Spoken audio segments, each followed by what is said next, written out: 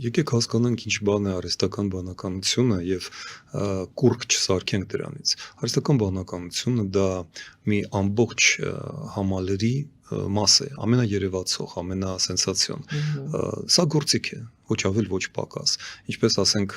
համակարգիչները փոխեցին մեր աշխարհը, որովհետև սկսեցին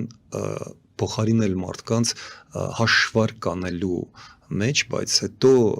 նրանք ել ավելի բարդացան եւ փաստորեն արհեստական բանականությունը կարողանում է ոչ միայն արագ հաշվարկել, այլ կանխատեսումներ անել եւ ինչ որտեղ ինքնուրույն որոշումներ ընդունել, որոնք հիմնված են տեղեկատվության ահռելի վիթխարի չափերի վրա, որ կարող է շատ կարճ ժամանակահատվածում մարդուց ավելի արագ վերլուծել եւ ըստ անալոգիայի, որտեղ ինքը չունի այն ինտուիցիան, որ ունի մարդը, բայց որոշ ոլորտներում դա էլ է բավական որոշում ընդունելու համար եւ բնականաբար քանի որ միշտ առաջնահերթ եւ ամենաառաջադեմ տեխնոլոգիաները սկզբից ռազմական են, որովհետև ամենամեծ ծախսերը ռազմարտադրության արդյունաբերության մեջ են, բնականաբար որ հենց այդ ճանապարհի վրա են ռազմական արդյունաբերությանը պետք են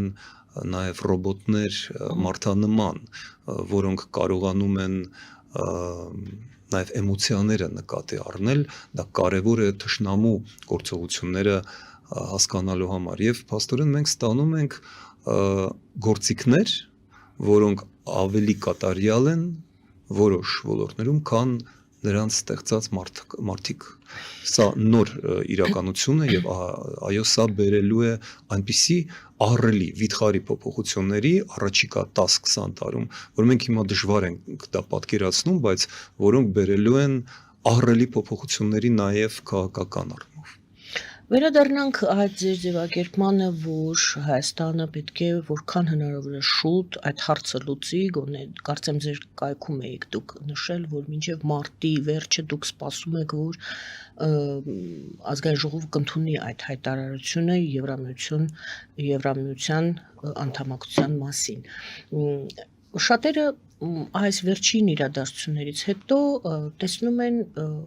Եվրոպային, հետևում են, թե ինչպես է իրեն պահում Եվրոպան, դուք ինքներդ նշեցիք եւ Լոնդոնում հանդիպումը եւ այլ հանդիպումներ։ Նրանք ասում են դուք ինչու եք շտապում, մենք ինչու ենք շտապում Եվրոպա։ Եվրոպան ինքը դեռ չգիտի ինչպես իրեն պաշտպանի։ Եվրոպան ինքն է դեռ խառնված, այսպես չգիտի իր վաղվա օրը։ Ինչ կասեք դուք այդ հայտարարություններին, այդ պնդումներին։ Եթե շարունակենք այդ տրամաբանությունը, մենք կհասնենք ինձ պարզապես ապշեցրած մի որոշմանը կամ կոչին, որով հանդես եկավ 130, չգիտեմ, քանի տարվա պատմություն ունեցող հայ հեղափոխական դաշնակցությունը, որի ղեկավարներից մեկը կոչ արեց ռազմավարական դաշինք ստեղծել Հայաստանի եւ Իրանի միջև։ Այսինքն պետք է երևի բացարձակապես անմեղսունակ լինել, առաջարկելու հայ ժողովրդին այսպիսի ինքնասպանություն, այս պահին, երբ որ շատ քիչ երկրներ կան, ում ճակատագիրը այդքան անորոշ է, որքան Իրանում, ինչքան ներքին զարգացումների առումով, այնքան էլ նրա արտաքին քաղաքական իրավիճակով։ Ես հիմա չեմ ուզում Իրանը եւ Հայաստանը համեմատել, մենք էլ ենք ահավոր ծանր վիճակում, բայց դժվար ծանր վիճակում գտնվող երկիրը պետք է միավորվի ուժեղ դաշինքին, այլ ոչ թե գրեթե նույն վիճակում գտնվող մեկ այլ երկրի, ում դեմ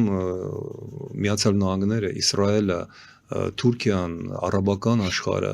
ցանկացած պահին կարող են լայնամասշտաբ պատերազմ սանձազերծել եւ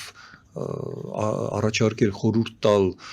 մեր ժողովրդին այսպիսի բան, ինչը առաջարկեց երեք արդեն դաշնակցության ղեկավարությունը, սա շատ բան է ասում մեր քաղաքական դաշտի անհույս արդեն անմեղսունակության մասին։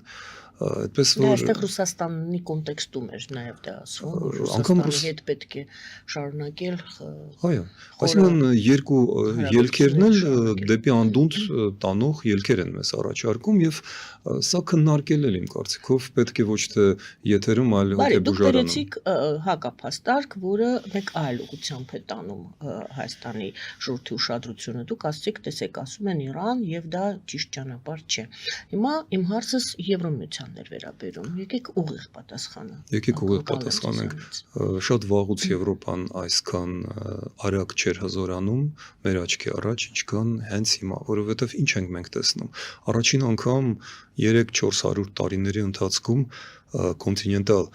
մայրցամաքային Եվրոպան եւ դրա առաջնահերթ պետություններին Գերմանիային եւ Ֆրանսիային միանում է Բրիտանիան։ Դա չի եղել նապոլեոնական պատերազմներից սկսած, ավելի շուտ անգամ չի եղել։ Առաջին անգամ երկրորդ համաշխարհային պատերազմից հետո Գերմանիան բարձրաձայնեց բանակը վերստեղծելու եւ կրկին քաղաքական իր տեղը, ուրույն տեղը վերգտնելու որոշման մասին եւ ահռելի մեծ գումարները պատրաստումներ դնել դրան։ Առաջին անգամ Ֆրանսիան իր վրա է վերցնում ողջ Եվրոպայի պաշտպանությամբ ժամանակավոր պատասխանատվությունը եւ պատրաստություն է հայտնել դուրս բերվող Եվրոպայից ամերիկյան ռազմաբազաների տեղում տեղադրել իր միջուկային զենքը եւ